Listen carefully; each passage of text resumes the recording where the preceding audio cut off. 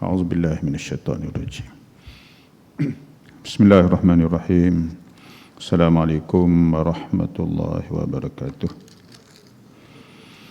إن الحمد لله نحمده ونستعينه ونستغفره ونعوذ بالله من شرور أنفسنا ومن سيئات أعمالنا من يهده الله فلا مضل له ومن يضلل فلا هادي له وأشهد أن لا إله إلا الله وحده لا شريك له وأشهد أن محمدا عبد الله ورسوله أما بعد قال رب اشرح لي صدري ويسر لي أمري واحلل عقدة من لساني يفقه قولي سبحانك لا علم لنا إلا ما علمتنا إنك أنت العليم الحكيم ولا حول ولا قوة إلا بالله العلي العظيم اللهم آمين.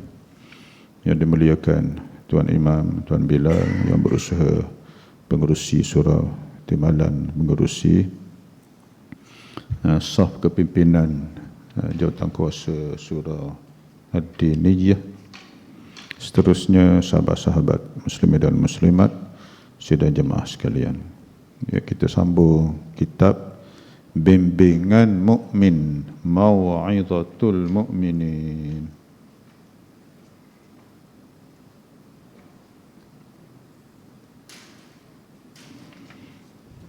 Ya, sambungan bab ar-riya. Ar-riya, sifat yang tercela.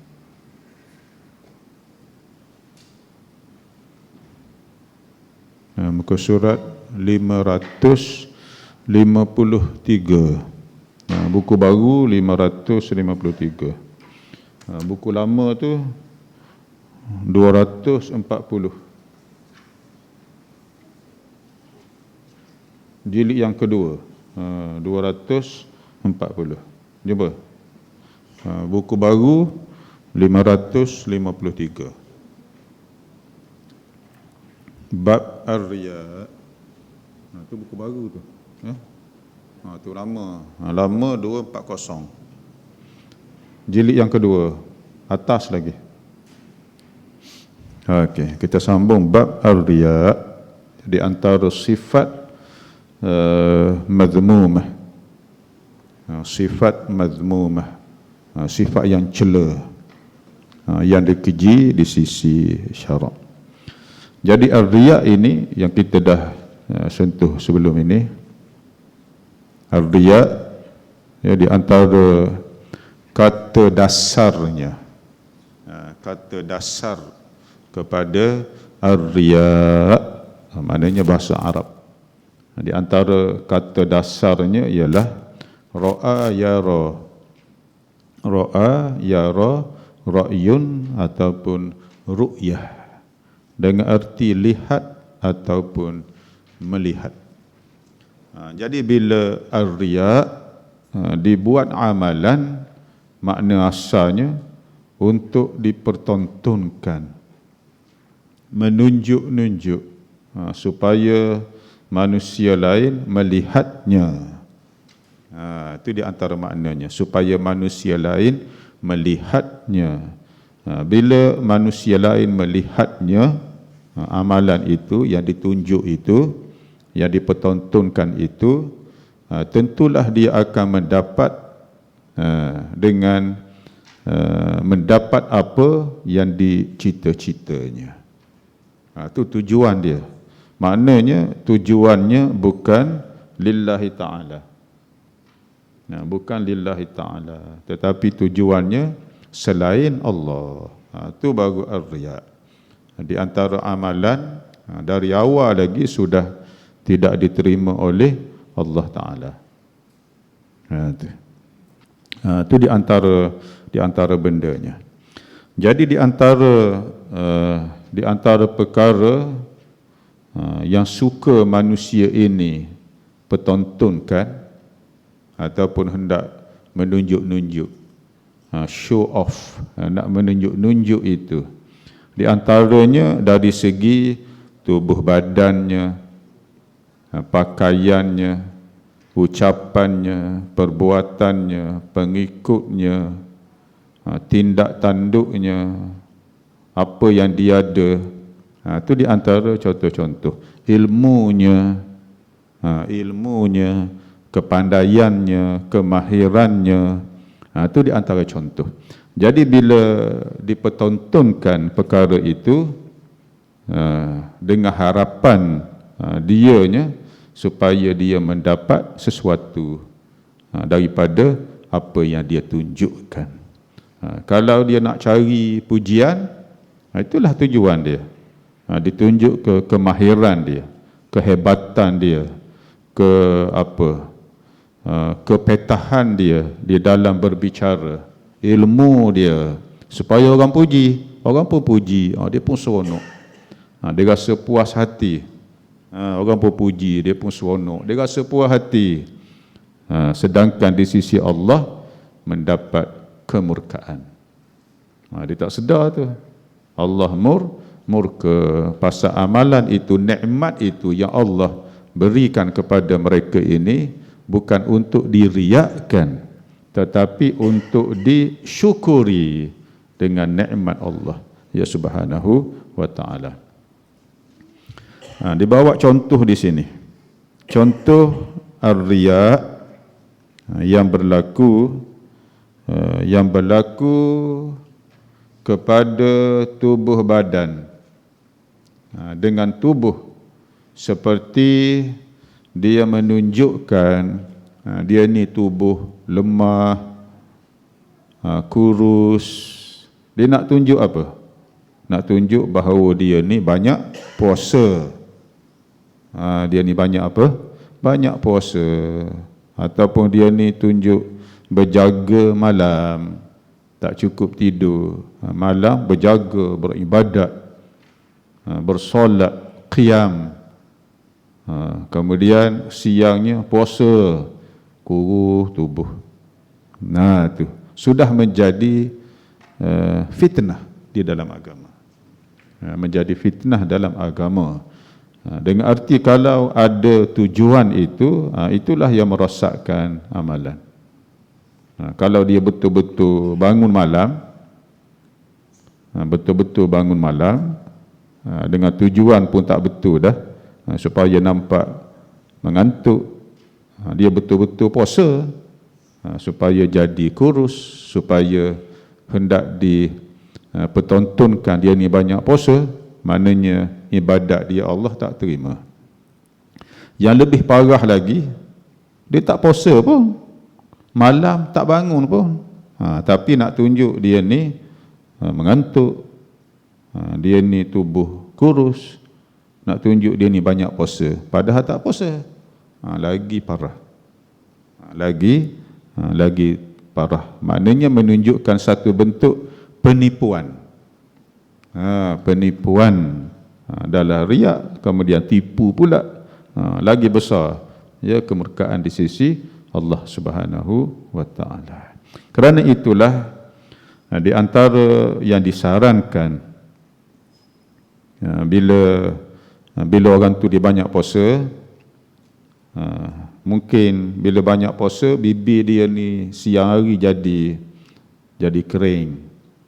Jadi untuk mengelakkan daripada penyakit hinggap dalam hati dia, rasa akulah puasa, rasa akulah hebat, dia disarankan supaya membasahkan bibir dia, letak minyak supaya nampak makan. Nampak dia ni pagi bersarapan, tengah hari makan, kemudian petang minum. Jadi orang tak sedar dia ni puasa ataupun tidak. Jadi dia pun dengan izin Allah boleh menjauhkan diri dia daripada tertipu dengan syaitan. Tertipu dengan syaitan. Bila bibirnya kering, kawan dia tengok, oh you ni puasa, oh hebat ya, banyak puasa, tiap hari puasa. Orang tegur begitu. Dia pada asalnya tak ada apa dah, tak cerita pada siapa-siapa, Tapi bila orang tegur, oh banyak je puasa. Jadi syaitan tu, itulah peluangnya syaitan nak masuk dalam hati dia. Tengok, orang dah puji kamu, kamu tak rasa wow ke? Nampak? Syaitan dicari peluang saja. Jadi untuk mengelak daripada manusia mengetahui bahawa dia puasa, terutamanya puasa sunat, maknanya dia buat begitu. Di antaranya letakkan minyak di bibirnya. Itu contoh. Dan di antara contoh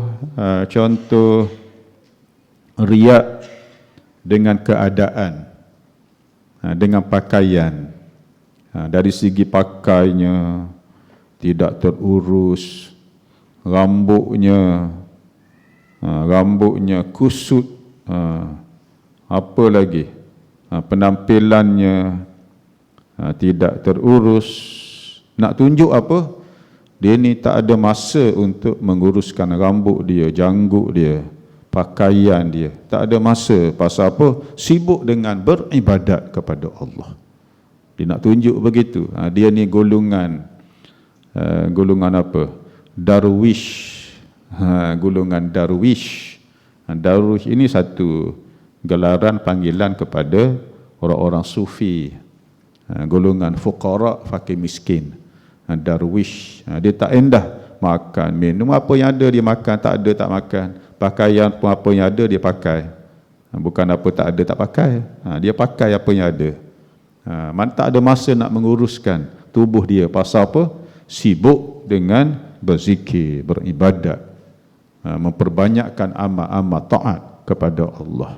Jadi kalau tujuan dia begitu, nak tunjuk, itulah ar-riya.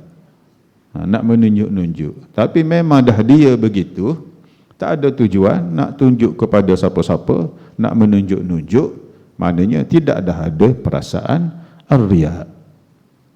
Yang masalahnya kalau ada tujuannya menunjuk-nunjuk. Dia nak pakai tidak terurus, apa yang dia ada kerana sibuk beribadat, itu tak ada jadi masalah. Yang jadi masalahnya kalau tujuannya untuk menunjuk-nunjuk bahawa dia ni kuat beramal ibadat. Tetapi umumnya di dalam ajaran Nabi SAW, kita ni kena jaga penampilan. Pakaian pun kena bersih. Tubuh badan dia pun kena bersih, kena mandi. Ada kekotoran dihilangkan. Itu yang sebenarnya. Pasal apa? Bersih itu, suci itu, tak ada benda yang kotor itu pada tubuh, pada pakaian dan pada mana-mana tempat adalah sebahagian daripada makna keimanan. At-tuhuru syatrul iman. Suci itu, bersih itu sebahagian daripada makna keimanan. Jadi yang faham betul-betul, dia sepatutnya dia menguruskan dengan baik penampilan dia, pakaian dia, tubuh badan dia, janggut dia, misai dia, biar terurus. Dalam masa yang sama dia boleh memperbanyakkan ibadat kepada Allah Subhanahu Wa Taala. Bukan maknanya bila banyak ibadat tak ada masa untuk menguruskannya. Tidak ada makhluk manusia pilihan Allah yang paling banyak beribadat melainkan Nabi kita Muhammad sallallahu alaihi wasallam, yang paling takut kepada Allah, yang paling bertakwa kepada Allah. Tak ada dah junjungan besar Nabi sallallahu alaihi wasallam. Tetapi tengok penampilan Nabi. Penampilannya bagus, pakaiannya bersih, giginya bersih, baunya harum. Dalam masa yang sama, bagindalah yang paling takut, yang paling bertakwa, yang paling banyak beribadat kepada Allah. Maknanya penampilan kena jaga. Bukan maknanya bila jaga penampilan boleh menghalang dia untuk beribadat kepada Allah. Tengok yang ditunjukkan contoh oleh Nabi sallallahu alaihi wasallam. Walaupun Nabi nak jumpa siapa, ataupun siapa nak datang berjumpa Nabi, dia tetap jaga penampilan. Paling tidaknya diceritakan oleh sahabat, bila Nabi umpamanya tengah berehat di rumah, ada sahabat nak jumpa, nak masuk rumah. Dia duduk berehat, mungkin lelap begitu sedikit. Dia tengok sahabat nak datang, dia bangun, kemudian basuh muka, ambil air, basahkan tangan, betulkan rambut dia. Betulkan rambut, sikat rambut. Tengok penampilan. Sahabat pun kata, ya Rasulullah, kami ni hari-hari datang jumpa Nabi, tak payah menyusahkan begitu. Tak, Nabi kata, bukan begitu. Bila nak berjumpa dengan siapa, kita kena, penampilannya kena terurus. Kena terurus penampilannya. Dan pernah ada seorang pemuda masuk masjid. Nabi tengok rambut dia ni tak bersikat. Maknanya rambut kusut, caca marba begitu. Kusut rambut dia. Nabi kata, kamu jangan masuk masjid lagi. Uruskan rambut kamu, sikat dulu. Dia tanya sahabat, ada siapa-siapa ada sikat ke minyak rambut? Bagi kepada kawan kita ni. Jangan masuk masjid lagi. Rambut kamu tu, Nabi sebut, seperti syaitan rambut kamu. Mana syaitan ni benda yang tak terurus. Buruk rupa parasnya. Lalu lelaki tadi pun tak masuk masjid, dia pun cari mana minyak rambut, mana sikat. Dia pun minyak rambut, dia pun sikat-sikat. Baru masuk masjid, baru Nabi membenarkan dia masuk masjid. Maknanya kalau betul-betul faham, belajar, sepatutnya makin kuat ibadat kepada Allah, tubuhnya akan menjadi, penampilannya akan menjadi semakin terurus. Itu sepatutnya. Dan seterusnya, di antara talbis yang boleh merosakkan amalan dari segi pakaiannya, tadi itu rambutnya, penampilannya, rambutnya tidak terurus, mencukur kumisnya, menundukkan kepalanya ketika berjalan, kemudian berjalan pun perlahan-perlahan nak menunjukkan dia ni wara', kemudian ada bekas sujud di dahinya, kemudian pakaiannya pakaian yang kasar-kasar. Ini pakaian ahli tasawuf. Dahi dia pun hitam, nak menunjukkan apa? Dia ni banyak sujud. Padahal wallahu alam, kita sujud sekarang ni di atas sejadah yang lembut. Bukan sujud atas batu, sejadah yang lembut, lapik benda ni lagi. Maknanya dahi selamat, dahi biasanya. Kecuali orang tu dia sujud hari-hari di atas batu. Batu yang panas pula, di tengah matahari. Bukan hitamlah dahi dia. Tapi kalau sujud ni pun, kapek kita pun dah berapa inci tebal ni, tenggelam kaki ni. Mana kalau sujud banyak pun dahi tidak akan hitam. Dengan arti kalau sengaja dia menghitamkan dahinya supaya dikatanya, banyak solat, itulah yang dikejinya. Tetapi kalau memang hitam, dia banyak betul sujud, banyak betul solat, rakaatnya berapa, solat tahajud, solat qiyamul lail, dan dahi dia hitam tanpa dia sengaja begitu, kerana banyak sujud, dan tanpa dia pun nak menunjuk-nunjuk, tak apalah. Maknanya tak apalah. Tak ada satu bentuk yang bersifat dosa. Yang dosanya kalau sengaja untuk menunjuk-nunjukkan. Seperti benda tadi. Sengaja dia berjalan pelan-pelan supaya nampak warak. Nampak warak. Kemudian pakaiannya kasar-kasar. Pakaian ahli tasawuf. Asal tasawuf daripada sufi. Sufi ni pakaian suf, pakaian bulu, mana kasar-kasar tu. Kemudian dia dari segi pakaiannya dipotongnya sehingga separuh betis. Itu semua hal ehwal ahli tasawuf.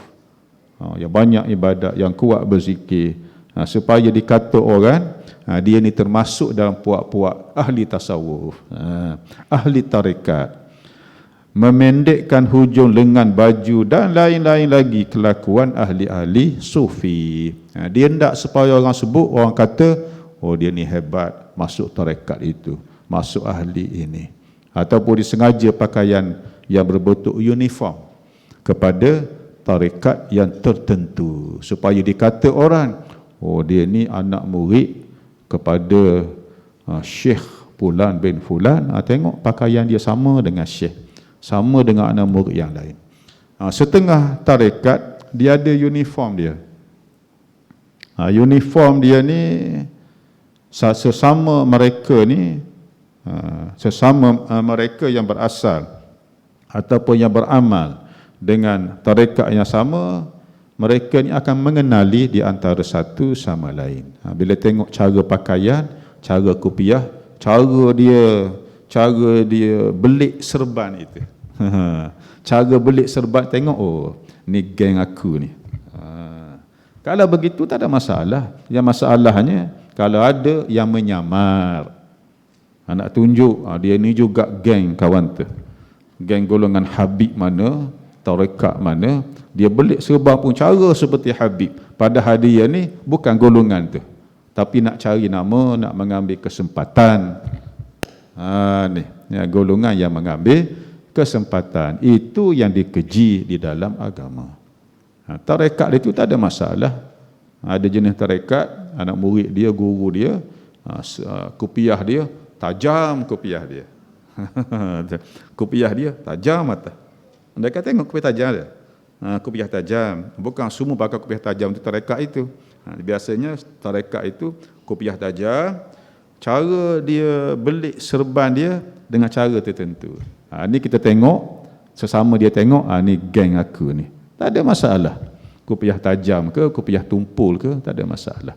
Yang masalahnya bila ada tujuan untuk menunjuk-nunjuk, yang tu masalah, ya, yang dikeji oleh agama. Dan lain-lainnya digunakan sebagai riya, supaya nampak di mata khalayak ramai dia adalah pengikut sunnah yang setia dan meniru. Tu meniru maknanya palsu, dan meniru apa yang dilakukan oleh salihin. Maknanya tujuannya tidak betul, mana bukan lillahi ta'ala. Jadi bila bukan lillahi ta'ala, itu yang merosakkan amalan. Maknanya daripada awal lagi amalannya tidak diterima. Di antara contoh yang lain seperti mengenakan baju tambahan, bersembahyang dengan menggunakan sajadah, mengenakan pakaian serba hitam kerana mencontohi kaum sufi, padahal dirinya sebenarnya kosong, tidak mengetahui hakikat tasawuf dan batinnya.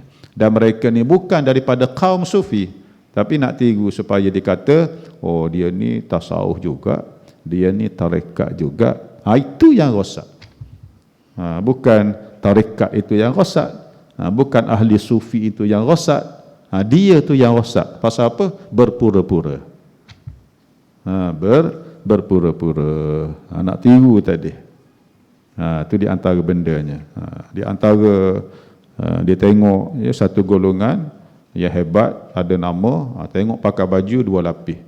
Dia pakai satu jubah dalam, ni kamis, satu jubah luar, pakai yang tebal tu. Dia pun pakai sama dengan tujuan supaya dikatakan orang, oh dia ni anak murid kepada Syekh Fulan bin Fulan. Oh dia ni pengikut kepada Syekh Alan bin Alan. Supaya begitu. Bila supaya begitu, itulah ar-riya.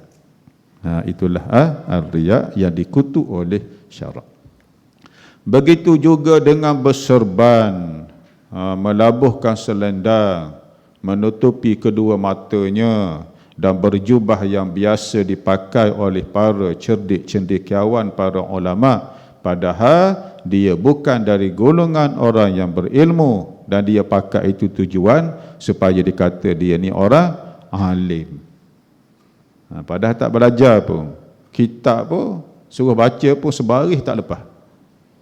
Bila tengok, oh dia serban besar, sama seperti Syekh Habib Fulan bin Fulan, jubahnya 2 lapis, ada kain ni lagi. Jadi orang tengok, oh dia ni alim. Orang tanyalah persoalan agama, tak jawab kan malu. Dia pun jawab sesat dan menyesatkan. Itu bahaya. Sebab itulah setengah dalam kitab disebut pakaian alim tertentu yang menunjukkan orang ni ada ilmu, bagi golongan awam hendaklah menjauhinya. Menjauhinya. Pasal apa? Mengelirukan. Oh, tengok pakar ni mesti alim ini, alim besar ini. Orang pun tanya, tengok dia tak ada apa pun. Sesat dan menyesatkan. Itu bahaya. Ada amaran daripada guru tertentu, jangan memakai pakaian yang menggambarkan kita ni alim, padahal tidak.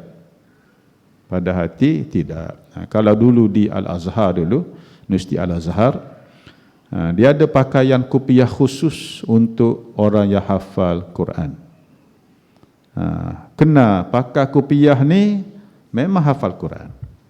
Orang tak berani nak pakai. Hanya yang pakai tu memang orang tahu dah, memang tanda orang ni hafal Quran. Tapi zaman berlalu, berubah zaman menyebabkan kopiah tu semua orang pakai sekarang ni. Semua orang pakai. Dulu tak boleh. Dia ada peraturan tertentu. Kopiah merah belik dengan serban putih keliling. Itu hafizul Quran dan alim ulama Azhar. Sekarang ni alim ke tak alim, pergi berjoget pun pakai tu juga. Pakai tu juga. Dah tak ada karamah, dah tak ada dah. Kehaibatan dah tak ada dah. Tengok zaman berubah begitu. Ya. Di antara yang digunakan oleh ahli riya, memperlihatkan dirinya dalam kedudukan yang digemari dengan cara berpakaian tadi, ataupun dia duduk sebaris dengan tok-tok guru besar, tuan-tuan guru besar, alim ulama yang besar-besar, duduk sebaris supaya apa? Oh, dikatakan dia ni hebat, padahal dia ni kosong. Tujuan itu duduk sebaris, semeja, satu apa, kalau makan satu dulang ke, duduk tu tak ada masalah. Tujuannya yang bermasalah. Faham tu? Tujuannya yang bermasalah. Tujuannya apa?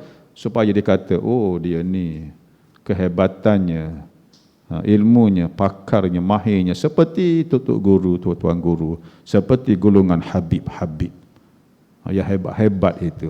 Tujuan itulah yang dikutuk oleh syarak. Ya.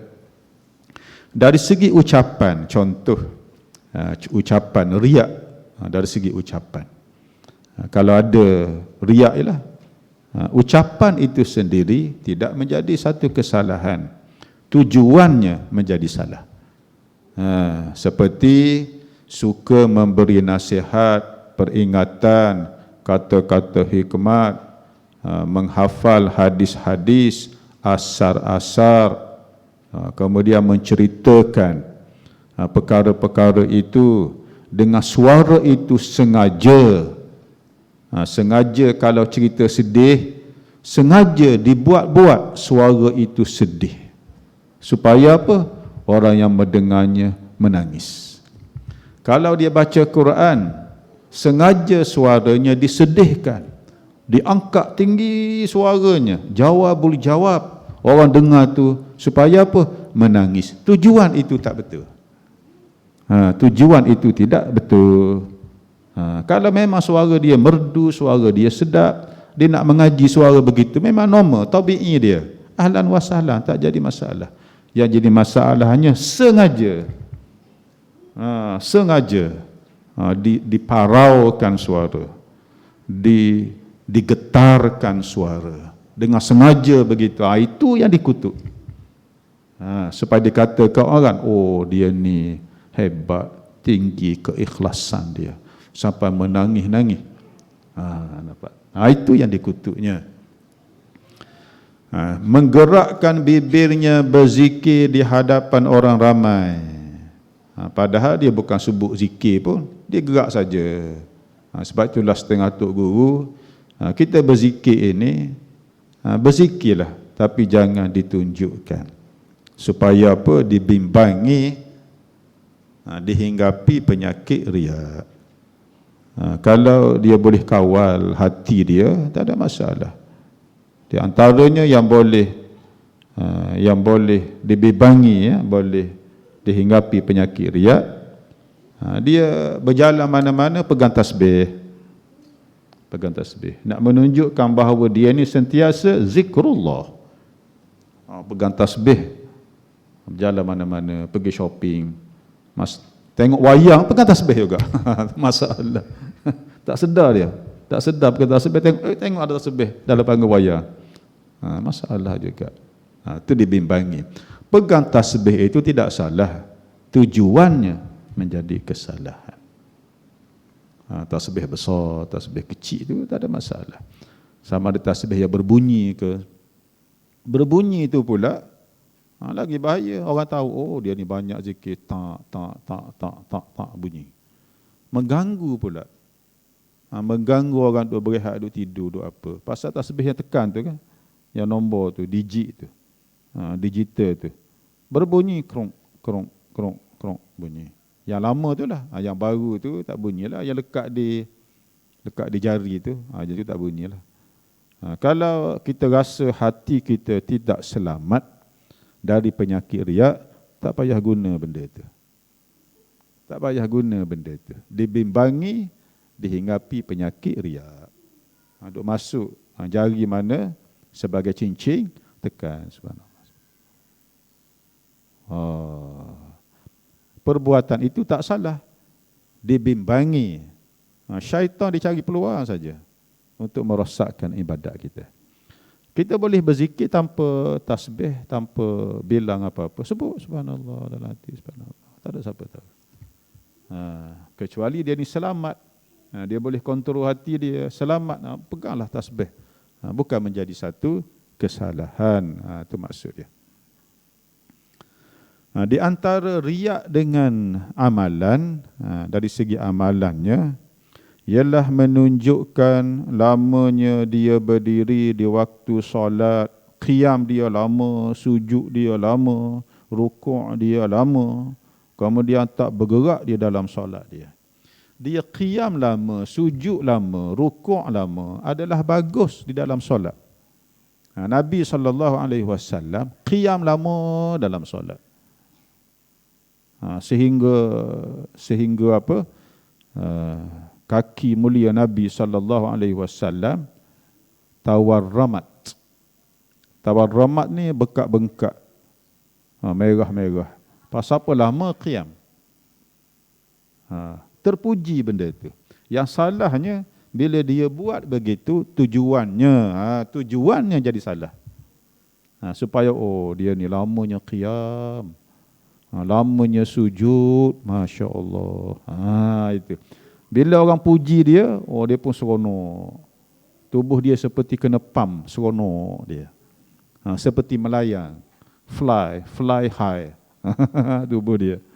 Itu tujuan dia. Tujuan itu yang menjadi kesalahan. Ya, dia nak qiyam lama, baca Quran lama, tak ada masalah. Dipuji di sisi syarak. Itu benda tu kena faham. Ya. Dan riak dari segi banyak pengikutnya. Ini di antara bentuk ujian bagi tuan-tuan guru, tuk-tuk guru, pemimpin-pemimpin. Dia ada riak dan boleh dihinggapi penyakit takabur. Pasal apa? Orang duk ikut belakang dia ramai. Ramai. Makin ramai, makin takabur dia. Bangga tengok anak murid aku berapa ribu. Tengok sekolah aku ramai pelajar. Berapa ribu. Jadi dia pun takabur. Pelajar agama tak jadi masalah, pengikut agama tak jadi masalah. Sikap itu yang tak betul. Itu kena faham begitu ya. Sikap itu tak betul. Misalnya, ialah mengatakan bahawa sahabat, tetamu dan kawan-kawan yang berhubung dengannya sangat ramai. Kalau maaf ya. Kalau sekarang ni dia bermegah-megah FB dia, tengok followers dia. 2-3 juta. Kalau dia ada YouTube umpamanya, dia buat vlog apa, dia punya subscriber, followers tu 5 juta. Kan seronok tu. Seronok tengok. Kau berapa orang? Baru 10 orang subscriber. Aku 10 juta. Tengok. Dah seronok dah. Kemudian masuk dalam TikTok lagi.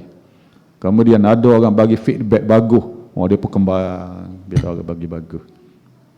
Itu di antara benda yang merosakkan. Benda yang merosakkan. Jadi sikap itu yang dikutuk oleh syarak.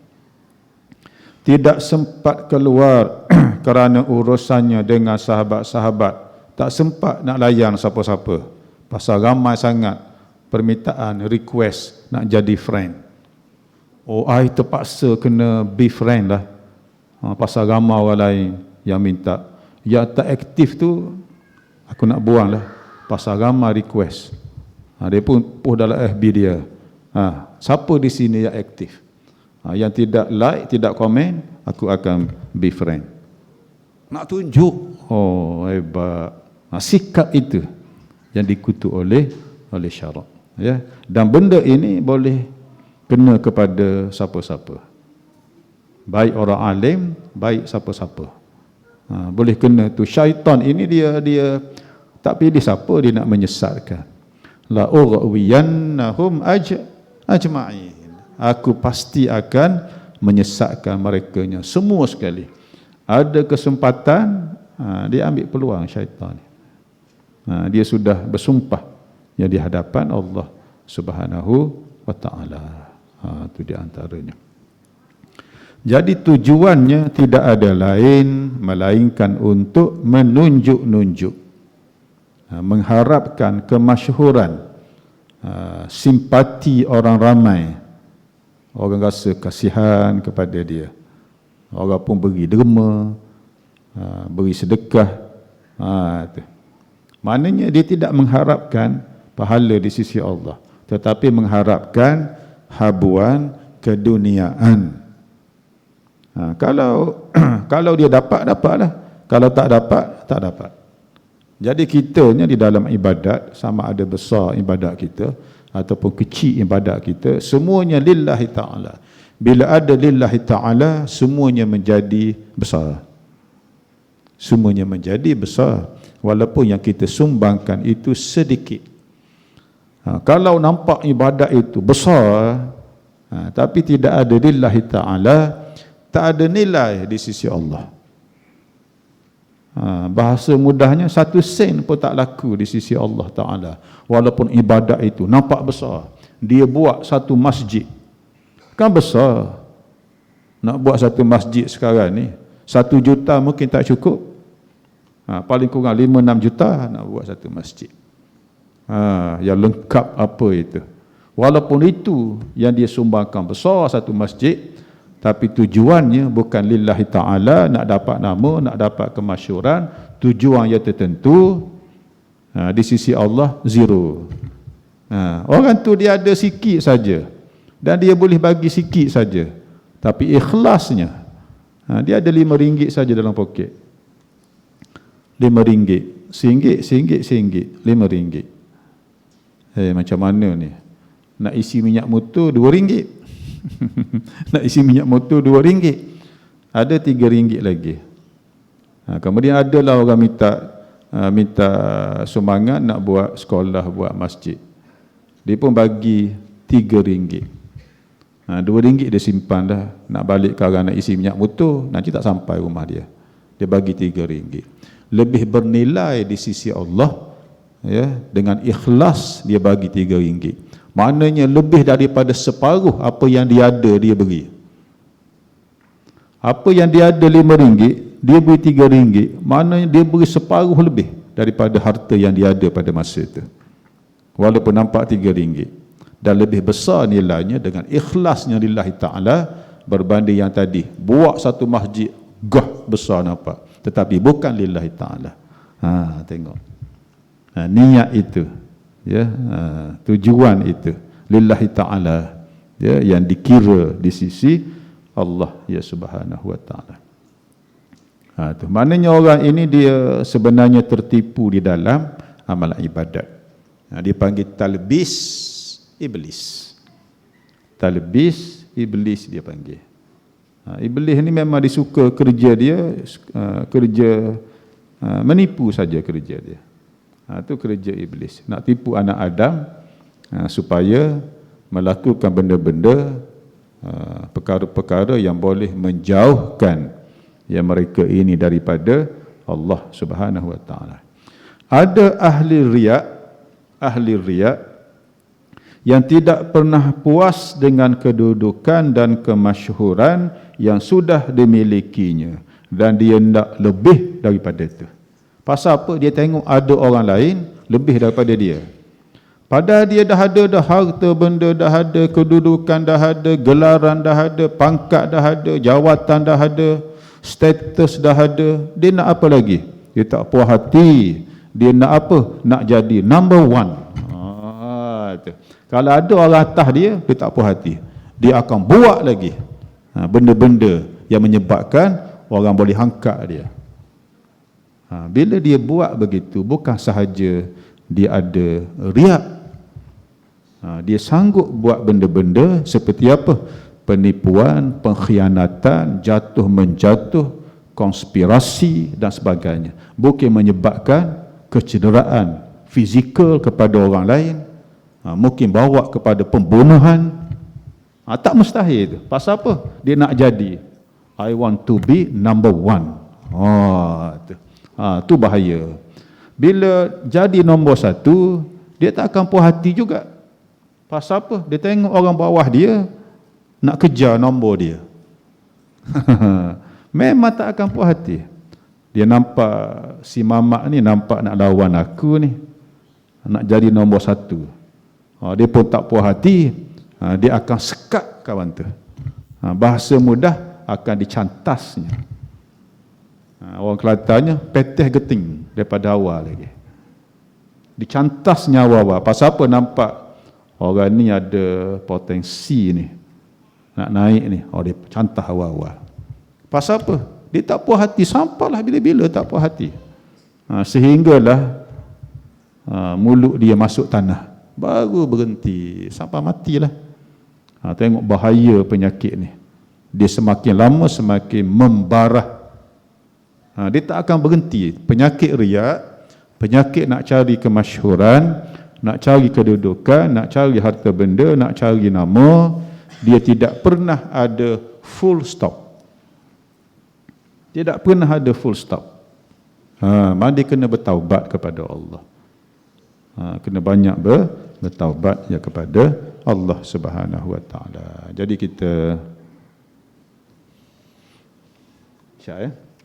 kita tangguh dulu. Mudah-mudahan yang kita sama-sama dengar tadi diberi manfaat oleh Allah Subhanahu wa taala. Kita berhenti dekat hukum hakam ar-riya. Berhenti situ. Muka surat berapa tu? Buku baru tu 556.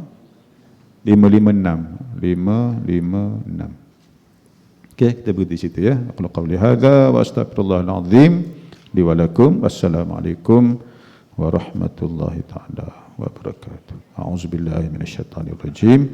Bismillahirrahmanirrahim. Allahumma shalli ala Muhammadin wa ala ali Muhammad. Allahumma faqihna fid-din wa 'allimna at-ta'wil wahdina siratal mustaqim. Wa sallallahu ala Muhammadin wa ala ali Muhammad walhamdulillahi rabbil alamin. Terima kasih.